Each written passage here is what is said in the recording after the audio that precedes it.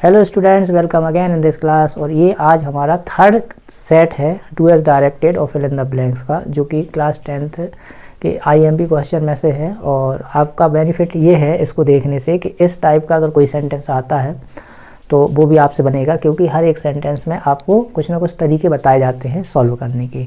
तो तीसरा जो सेट है सेक्शन सी आता है, आपको क्वेश्चन नंबर 7 में आता है फिल इन द ब्लैंक्स, यानी 5 आपको करने रहते हैं। तो कैसे करते हैं हम, क्या अप्रोच लगाते हैं, देखते हैं। पहला जो आपका सेंटेंस है उसमें ए एंड द फिल करने हैं। तो आपको ये जो वर्ड है ना, वही दा का यूज़ तो वहाँ करते हैं जो दुनिया में एक होता है, यूनिवर्सल होता है, ठीक है। ए का यूज़ हम कहाँ करते हैं कि अगर जो खालिस्तान के बाद वाला वर्ड है उसको हम हिंदी में लिख लेते हैं ऐसे। और अगर हिंदी का जो पहला अक्षर है वो व्यंजन होता है, कैसा होता है व्यंजन, तो वहाँ हम ए का यूज़ करते हैं, ठीक। और अगर स्वर होता है, ठीक, तो वहाँ पर हम एन का यूज़ करेंगे। Second, when we reach the station the train had already, तो यहाँ पे आएगा लेफ्ट। क्यों आएगा, क्योंकि बात किसकी चल रही है, रीच्ड पास्ट की, तो पास्ट के साथ पास्ट की बात आती है, पास्ट टेंस के साथ पास्ट परफेक्ट टेंस यूज़ होता है। तो ये थर्ड फॉर्म आएगी यहाँ पर, ठीक है।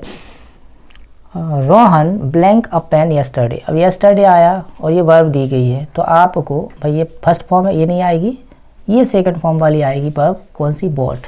बॉट मतलब खरीदा, ठीक। क्यों, क्योंकि यस्टरडे दिया है। माय ब्रदर, अगर यहाँ डेली होता, टुडे होता है ना, टुडे भी होता तब पर भी हम बॉट ही लिखते, लेकिन अगर डेली होता है ना या कुछ भी, तो हम बाय का यूज़, वर्ब की फर्स्ट फॉर्म यूज़ करते हैं। My brother left 70 kg of weight, ठीक है। ये ऑप्शन हमने अपने हिसाब से चेंज किया है, यहाँ कोड था, ठीक है, जो गाइड से हम आपको बता रहे हैं यहाँ कोड था।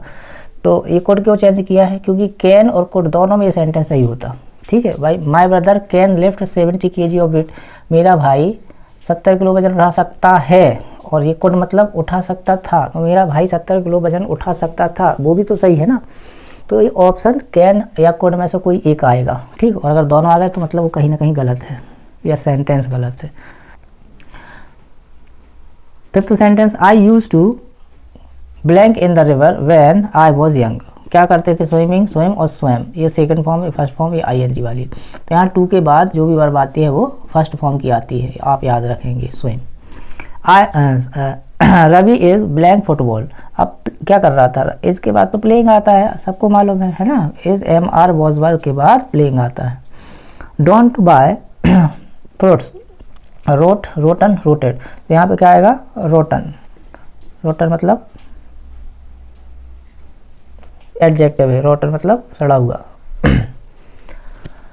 अब आ गए हम क्वेश्चन नंबर 8 पर। क्वेश्चन नंबर 8 में आता है do as directed. Do as directed में पहला है Lalit eats a mango, present perfect tense में इसको चेंज करना है। तो आंसर आप लिखोगे तो लिखोगे ललित, तो ललित लिखा जाएगा। अब प्रेजेंट परफेक्ट की हेल्पिंग वर्ब ललित के हिसाब से आएगी हैज, और ईट का थर्ड फॉर्म क्या हो जाएगा, ईटन अ मैंगो, ठीक है। यहाँ तक कोई समस्या, कोई समस्या नहीं। They play cricket in the play ground, interrogative में चेंज करना है। तो आप इसको क्या देखते हैं, इंटेरोगेटिव का तरीका क्या होता है कि आपको उसकी हेल्पिंग वर्ब को सब्जेक्ट के पहले रखना पड़ता है, ठीक है। तो यहाँ हेल्पिंग वर्ब नहीं है, मैन वर्ब है, तो मैन वर्ब को हम देखते हैं वर्ब की फर्स्ट फॉर्म है, इसलिए इसकी जो हेल्पिंग वर्ब होगी वो डू होगी। कहाँ से पता चला, वर्ब की फर्स्ट फॉर्म से। और ये सब्जेक्ट है, बाकी का एज इट इज़ ही लिखना है। बट अब इतना ईजी था, इसमें केवल डू लगाना था और आप इसको बना सकते थे इन द प्ले ग्राउंड। अभी क्या है, open, open the door, open, change the voice, change the voice, change the voice. इसको दो तरीके से हम चेंज कर सकते हैं। पहला, let the door be opened,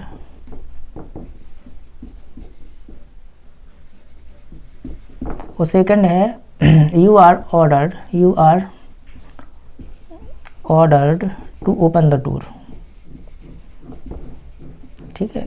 इसको इस तरीके से, अगर यहाँ पे प्लीज़ लग जाता तो ये ऑर्डर रिक्वेस्टेड में आ जाता, ठीक है। Father sir don't be late, अब इसका नरेशन चेंज करना है, तो आप क्या करेंगे, फादर, अब यहाँ पर सर एडवाइज में चेंज हो जाएगा, advised to not to be late, father advise not to B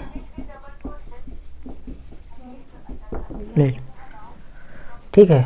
अब आपका सेकंड जो है, मतलब इस फिफ्थ वाला है, मीनू एट हर फूड। अब इसको नेगेटिव चेंज करना है तो क्या कहेंगे आप, मीनू। एट वर्ब की सेकंड फॉर्म है इसलिए आप यहाँ लगाएंगे डिड नॉट।